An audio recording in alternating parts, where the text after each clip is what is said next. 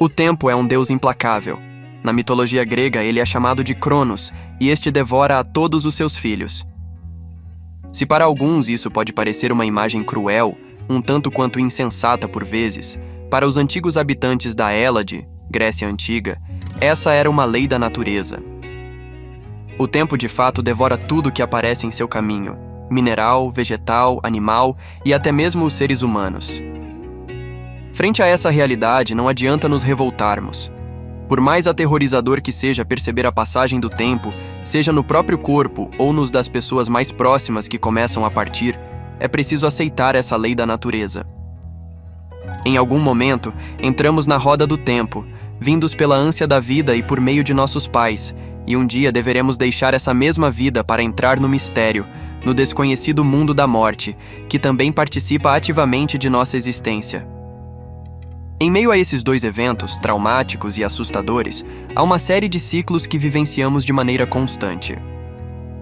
Dia a dia, mês a mês, percebemos a passagem desses momentos que provam a força da mudança como uma lei do universo. Quando pequenos, desejamos que o tempo passe rápido e que a vida seja generosa.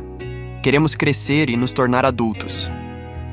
Sonhamos com essa vida ao ver nossos pais e irmãos mais velhos, livres das limitações que a infância nos proporciona.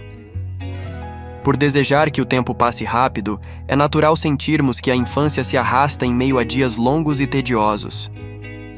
A escola, um martírio para grande parte dos jovens, parece ser algo sem fim, com suas séries infinitas em meio aos ciclos de anos letivos. Porém, o tempo não para, já dizia o poeta. E exercendo sua melhor qualidade, que é passar, o tempo assim o faz e chegamos à fase adulta. A primavera da vida se esvai, as sementes germinaram e agora é o momento da vida, do esplendor. A vida adulta é marcada pela grande capacidade de produção que possuímos. A energia está no seu máximo, e se soubermos perceber o milagre que temos em nossos dias, poderemos criar grandes obras, reinventar o mundo ao nosso redor e viver 1000 vidas em uma, desde que estejamos prontos para isso. O tempo, porém, segue passando. Sabemos que logo, logo a maturidade baterá à nossa porta e o inverno dos tempos se aproxima. Esse é o momento em que a vida tem pouca expressão e a morte, essa companheira que ninguém deseja ter perto, está caminhando em nossa direção. A beleza no inverno e nas suas paisagens.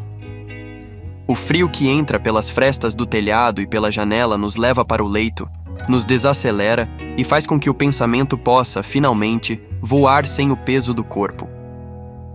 Como lidar com o tempo? O filósofo estoico Sêneca já dizia em sua obra sobre a brevidade da vida: o tempo que temos não é curto ou longo, mas nos foi dado para realizar o que nos cabe. Porém, o deixamos escorrer pelas nossas mãos. Não precisamos nos lamentar sobre o tempo e as marcas que este nos deixa. Não devemos nos aterrorizar com os primeiros fios de prata em nossa cabeça, ou com as rugas que certamente aparecerão.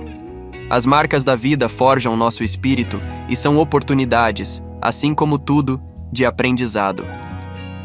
Nesse sentido, lidar com o tempo está mais ligado a como nos comportamos perante as experiências do que necessariamente com o controle do relógio. O primeiro passo é aceitar que essa é uma lei da natureza. Entendemos que isso é assustador, e o sonho humano é ser capaz de parar o processo de envelhecimento e morte, porém, adiantamos que é improvável que isso ocorra. Tudo que é vivo morre. Saber aceitar que temos um tempo estimado em nossa existência é fundamental para aceitarmos nossa mortalidade e aproveitar cada momento que respiramos. Para as culturas antigas, o tempo sempre foi visto como um monstro feroz, daí as frases populares de que o tempo urge. O tempo mostra seus dentes e tenta nos engolir, nos devorar, e queremos fugir desse monstro. Mas que tal fazer as pazes com ele?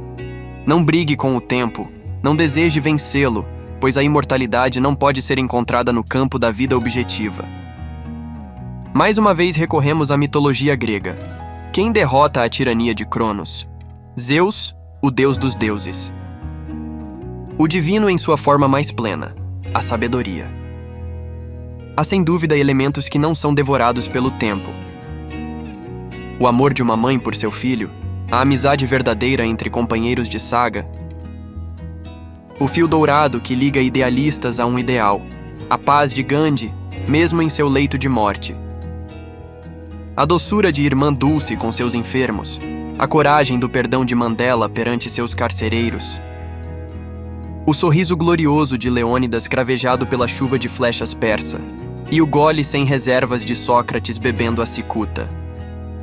O tempo levou, leva e levará todos os grandes homens e mulheres que passaram, passam e passarão pelo mundo. Seus legados, porém, foram gravadas na memória do mundo e ainda hoje estão conosco.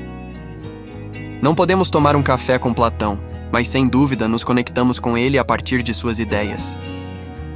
Sentimos-nos como um convidado do banquete, capaz de nos servir dos melhores alimentos para a alma, cortesia desse mestre que tanto nos ajuda na caminhada pela existência. Devemos perder o medo do inverno. Pensar sobre o inverno é pensar sobre a morte. O tempo de todos nós chega, como vimos, mas essa não é a parte importante. Não se trata do fim da vida, mas de como compreendemos esse ciclo. O ser humano é o único ser na natureza que sabe de sua finitude. Um animal, por mais que desconfie do perigo iminente, não nasce sabendo que um dia deixará a vida. O mesmo com as plantas. Por que ao ser humano foi dada essa capacidade? Esse ainda é um mistério que não sabemos explicar. Porém, devemos encarar o fim da vida assim como encaramos a vida em si. Não podemos nos prender a medos e angústias, acelerando assim um processo de dor que deveria ser vivido somente na hora da despedida. Como metáfora, a morte nos ocorre a todo tempo, em pequena escala. A todo momento podemos deixar algo morrer, uma raiva, um rancor, um pensamento crítico.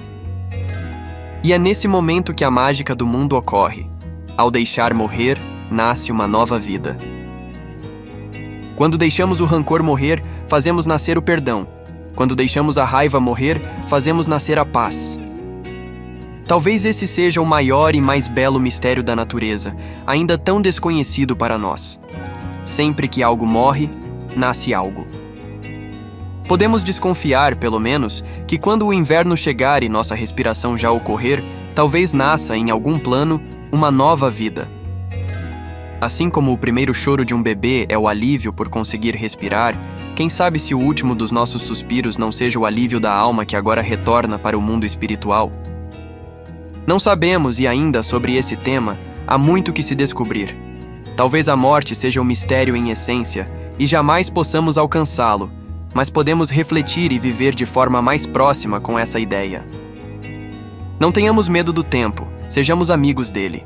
Assim, aceitaremos o momento em que suas garras nos alcançarão e Cronos, sempre faminto, vencerá o nosso corpo e o fará retornar de onde veio.